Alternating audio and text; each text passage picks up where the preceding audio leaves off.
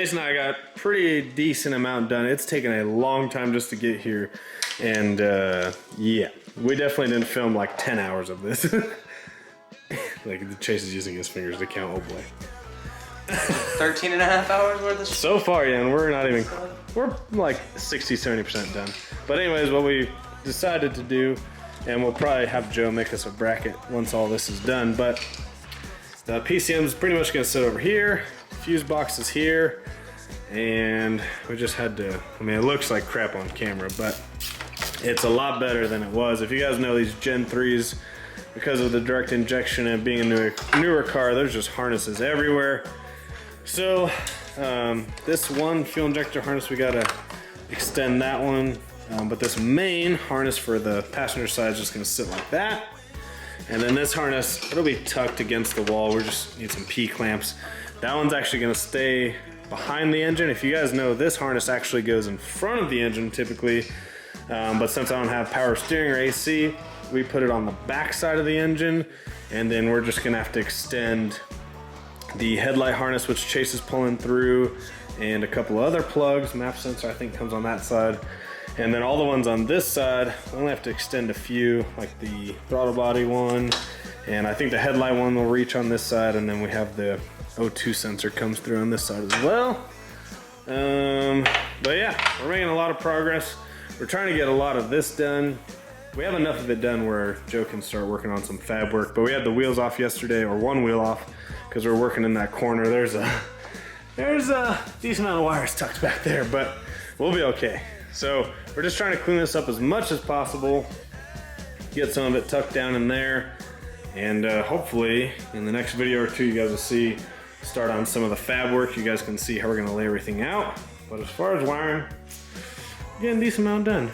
Huge thanks to Chase. Look at that shirt, Streetcar Takeover. Ooh, ooh.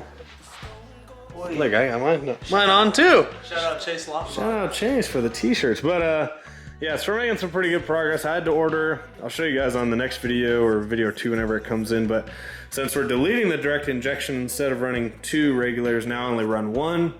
So we got to get a Y to go to the back of the rails, and I had to create a whole new fuel system up here, which sucks, but deleting the direct injection is actually becoming more expensive than it originally was. But luckily I didn't buy Joe a hoodie, so I saved myself some money.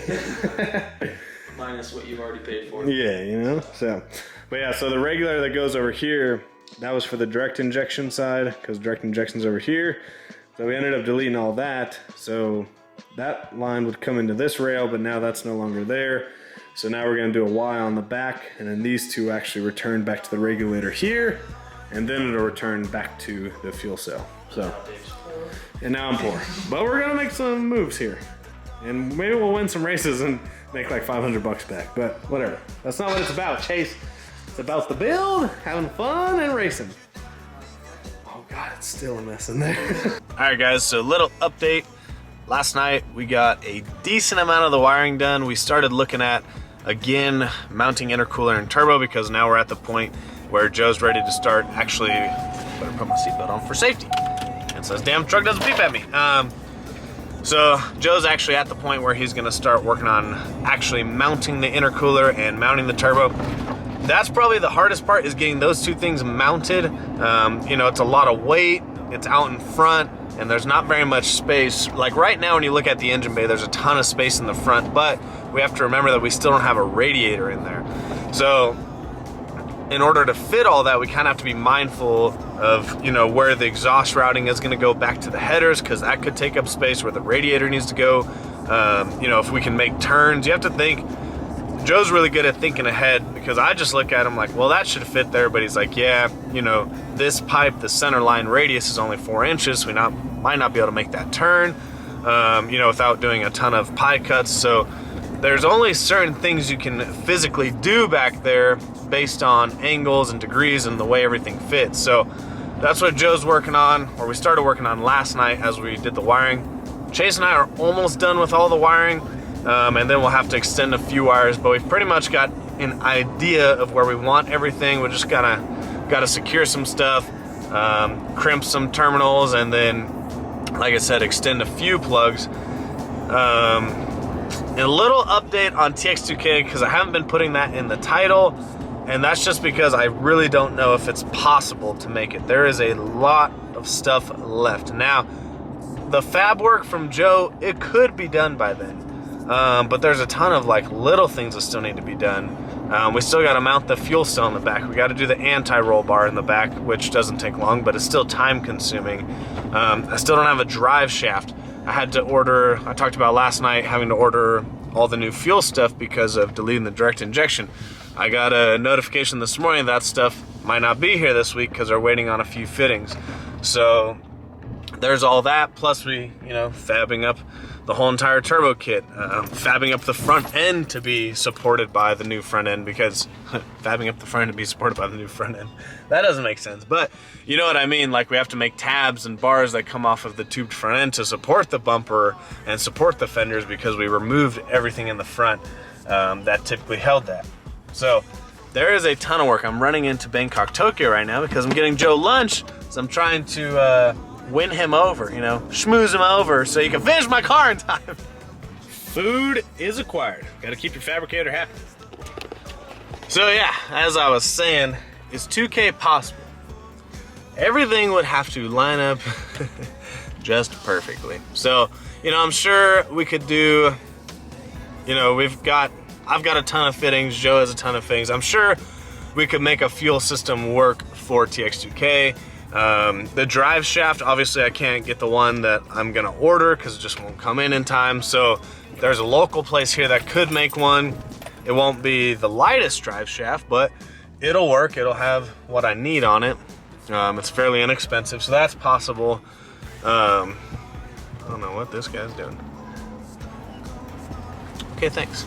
So yeah, it's all possible. It's just everything, like I said, would have to line up perfectly. So, you know, Joe thinks he can get the fab work done. Oh man, don't drop the food. Joe thinks he can get the fab work done, which really, like I said, the hardest part is mounting the turbo and the intercooler. After that, you know, he can whip up a hot side and a cold side pretty fast. And luckily, like, I have all the parts that we need, so he's not gonna get hung up on anything. That stuff he can just go to town on. And so yeah, that part will be done. The wiring could be done. We could mount the fenders and the front bumper. Probably just wouldn't rock the hood because I'm gonna get a different hood actually for the car. I don't think I'm gonna do the hood exit this time. I know a lot of people don't like the hood exit, and a lot of people do like it, but I think this time I'm finally not gonna go hood exit just because of where the turbo is gonna be placed. I'm trying to think in the back of my head what else we needed. There's a ton of just little tiny things. I gotta wire up a new trans brake button. I gotta wire up the trans temp for the transmission. That stuff easy. It's just small little things that just add a little bit of time here and there. So today is actually Wednesday. You guys probably won't see this till Sunday. I've been trying to combine like a few days of footage together, just to give you guys a little bit more content for the video. Plus, I haven't been able to film every little thing we're doing just because there's so much going on, and I'm trying to work as quickly as possible. Even if we can't make TX2K, I still want to push and get the car done as soon as possible because we just haven't been racing or testing in a long time. And that's the thing too, is going out to TX2K, the car is going to be completely untested. Last year, when I won TX2K, what happened was, I talked to Joe and I talked about this last night, is I got the car done. I took the car home from Joe's like a Saturday night or a Sunday morning. We had to leave like the following Wednesday morning to get there in time because Houston's 10 hours. A lot of people think I'm close to Houston. No, it's still 10 hours. But so I took the car home, I think it was Sunday, while I was driving it around trying to break the engine in, and that's when the trans lines melted. So then that night I spent all night redoing the trans lines, and then Monday we started tuning. I ran into a bunch of boost. I had a bunch of boost leak issues. I tracked those down all day Monday. Had fuel pump issues, fixed that, hardwired the fuel pumps. The Hobbs switch had gone out was what it was. So then I hardwired all the fuel pumps, fixed that problem. Still didn't completely fix the boost leak issue, but I fixed it enough where we could finish tuning the car. And so we finished tuning the car, and then Tuesday night I had to fix a couple like lines and hoses for the coolant, and then we ended up leaving Wednesday, I think at like 4 or 5 a.m. to go to TX2K. So this year, the difference is Like last year I didn't change anything in the suspension. This year I not only put a power glide in it, I changed the whole entire rear end. The turbo doesn't matter as much because, you know, boost is boost, power is power.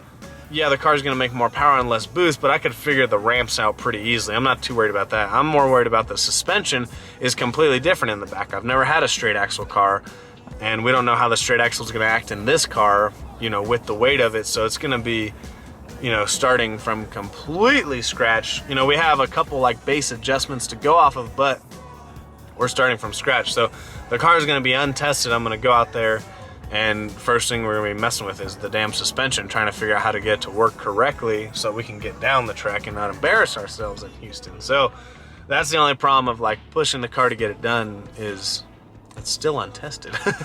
So if we had to just change like the turbo kit and refresh the motor, I'd feel totally comfortable going down to Houston to race. But with having a whole new rear end, the weight has changed in the car. Now it's got a power glide, not a turbo 400. The car's gonna act completely different, and we just don't know how it's gonna act. So that's why you go testing, you go to some private rentals, you can get a lot of hits, you go to Friday night testing tunes, but we just don't have those times, or that time before TX2K. So we're gonna still push, and right now, the reason why I'm heading over to Joe's at lunchtime is we have changed the front springs in the car. With all the weight changes and the rear end being a lot lower than it was before, the car sits a lot lower in the rear, which we're gonna bring it up probably an inch or so from the photos you guys have seen on YouTube or Instagram. We're gonna bring the rear up a little bit, probably like an inch so it doesn't scrub, but the front end, we put all the weight on it, we even stood on it, and it's not coming down, so we've got to put a little bit softer springs in it. Right now it's got like 225 12-inch springs, 225 pound rate. So now we're gonna go down. Joe's got a 175. So before I order a set, I'm gonna borrow his 175s because they're the same 12-inch length. And if that fixes the car, then I'll just order a set and replace his. So that's what I'm doing at lunchtime. I'm trying to pretty much go over any spare time that I have. So we're gonna go over here, we're gonna switch the springs out, and then later tonight we'll go back over, hopefully start working on some fabrication stuff and finish up some wiring. No.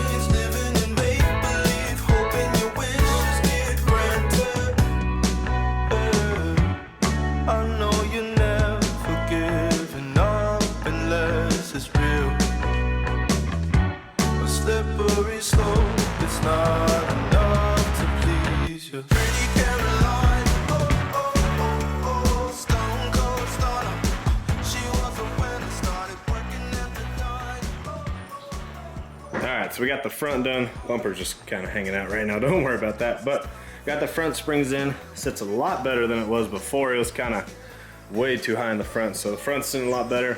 We're gonna actually lower the rear now. And so we're actually gonna drop the, actually we're gonna bring the shocks up. Sorry, not drop the rear. We're gonna raise the rear.